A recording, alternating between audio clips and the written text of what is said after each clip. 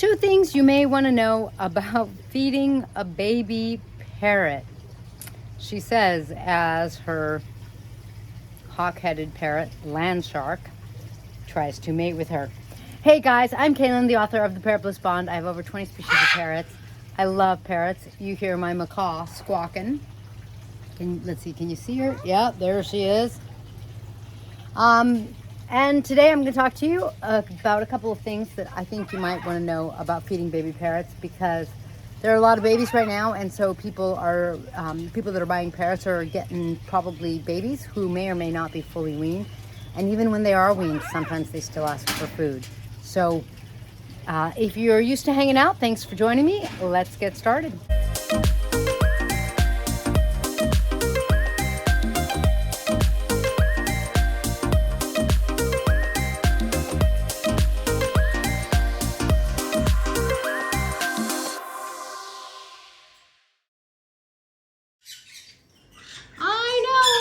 I know.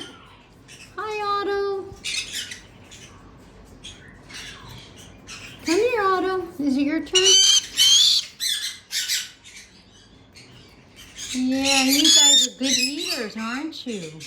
All right, so trouble's coming my way, and land shark, who came to me as a plucker but is still plucking, is hanging out with me. She's a sweetheart. All right, so, like I was saying, the thing is, hi. Oh, pretty mane. There's a different word for that, but you know what I mean. Like I was saying, right now, a lot of people are getting babies, and I have a friend who got a weaned baby kike, but that kike is still begging for food.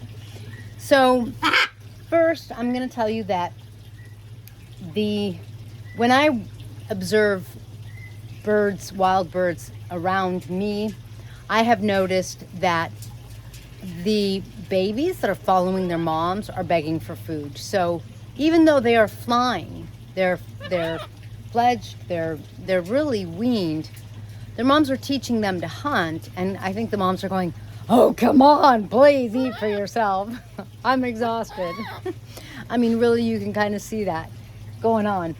But they do still feed them. When I had my macaws and they were babies and I was hand feeding them, I read and learned that macaws, or mac monsters, this is my mac monster, my Catalina macaw, and of course that's land shark, my hawkhead, but I already said that. Hey, don't bother land shark. She's bigger and she's badder, and that's why she's a monster. Come here. I know. Hey, be nice. Oh, she just found the chopstick in my hair, so now she'll probably be entertained. There she is. So when I had my mech monsters, hi sweetie, and they were babies, I read and learned that in the wild, their parents will feed them up to like a year of age. And that doesn't mean they feed them, every square meal. What it means, no, hey, be gentle. What it means is, and do you hear my African gray? I got my 2 grays laughing back there. What it means is that they'll supplement them. Maybe days go by and then they'll feed them again, or the baby will ask to be fed and the parents will feed them. And this happens for the same reason you and I like to be taken out to eat, or why someone else's food tastes better than mine, because I didn't have to make it. And I'm enjoying the fact that someone cared enough to make it for me. Unless I'm at a restaurant, in which point they were grateful that I ate it, or paid for it. She just ate, it's because she just ate my chopstick, and now my hair is gonna fall. You heard the chopstick fall. Wait, what are you doing? As a matter of fact, this mech monster, who is 3.5 years old, she still likes for me to give her baby formula. And when I'm preparing the baby formula for the babies, she will fly onto my shoulder and say, and look around, she's on my shoulder, so she'll look down and say, want some? Because she wants me to share it with her too. So should you indulge that baby? Should you feed that baby parrot, and how long should you feed them for?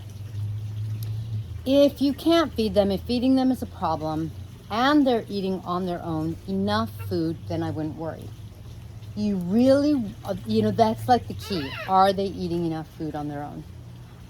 She's got little pin feathers. So I've got a pin feather here. Hopefully you could see it, and see I'm breaking it up for her to help her out.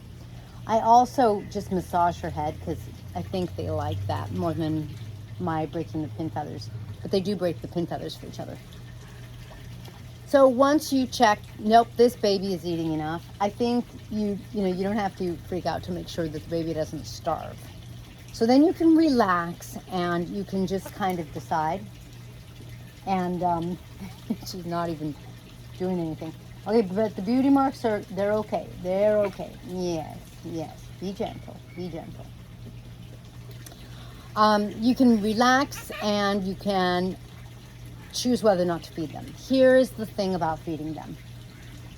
Why would a macaw parent, when the baby is a year old and perfectly capable of feeding itself, or 3 years old, why would they feed them? Because it's a caring thing. Oh, be gentle. It's a bonding thing. It's a loving thing. So I will feed. When Kailani asks for baby food and I have extra, I will feed it to her. Why? Because I care about her. When my husband's hungry or at a meal time, I make meals. If my daughter's hungry, I feed her. Why? Because I care about them. And I really think that the same is true with parrots. If you have more than 2 parrots especially in their, living together, cage mates. I don't know if you've noticed, but my parrots know I will always have a treat for both of them. I do not give a treat to one and not the other. There is no circumstance under which I do that. If they're misbehaving or pretending to bite me, I might do something like, hey, that wasn't nice. So now I'm going to put you on the floor. That's the consequence. But look at her. She's just climbing back up. She's like, Consa what? Consa bite? I always give both of them food. But what's kind of funny is that one might drop it. That happens because they're parrots. And their job is to reforest the forest by dropping, I think, 1/2 to 3/4 of all of their food so that the forest will get seeds and grow again and spread out. So when one of them drops it, they will often share. Like, I'll see them share. It's very sweet. They care for each other. They take care of each other.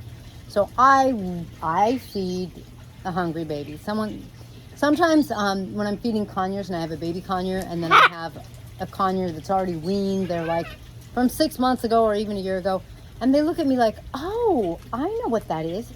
That's baby food. I want some. I'll let them have some. Why not? So when should you stop? I find that they kind of go through the thing like human babies do. And by the way, this all applies to human babies as well. And so human babies get to the point where they're like, Mom, I'm a big boy or a big girl. I don't need you to feed me. Get away from me.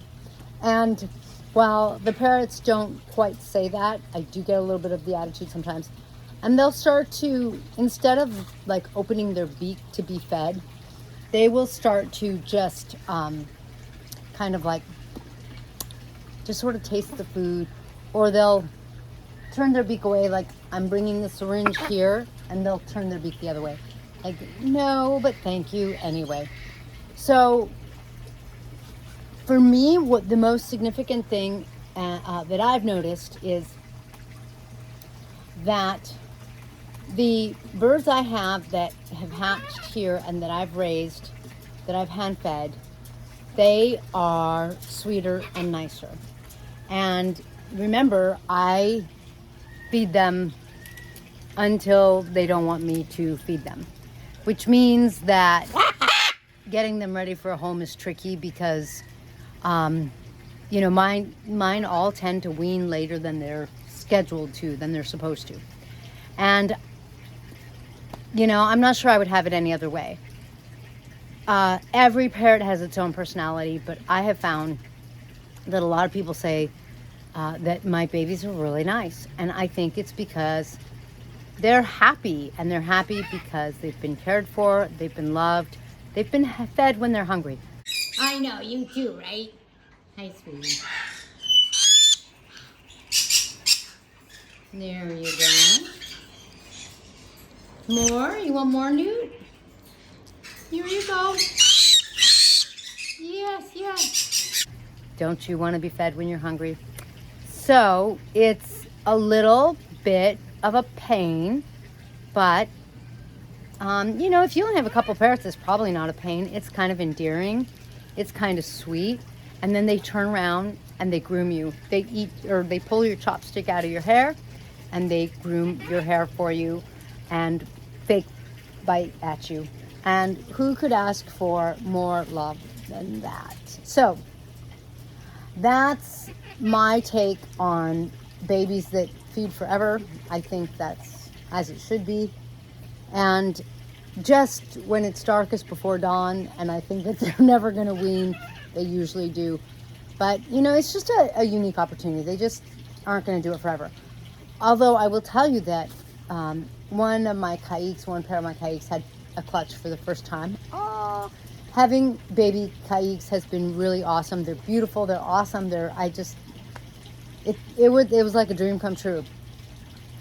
And when I was hand feeding the babies, the parents saw the syringe and they're like, oh, I want some. And so I gave them some. And these are parents who have already been fantastic parents, first time parents, and they did a fantastic job as if they were seasoned experts. And again, I attribute it to the fact that I do everything I can to take care of my birds, not just feeding them when they want baby food. I do everything I can. And I think they know it. I think they experience it. And that makes them come over and love on me. And also, got to make sure, oh, good, she did not land in the pool. You know, it just makes for a very nice bond, because how can you not care more for the people? I mean, you feel closer. It's not a judgment thing. You just naturally care more for the people who take care of you. So thank you for joining me in this blissful video. If you have any comments, any experience below, let me know what you think about hand feeding. But I'll tell you that for me, the proof has been in the pudding. So that's been my experience. I have found what works for me. I would love to hear if you've had different experience, or if you have any questions about your babies. Thanks, and I'll join you in the next blissful video.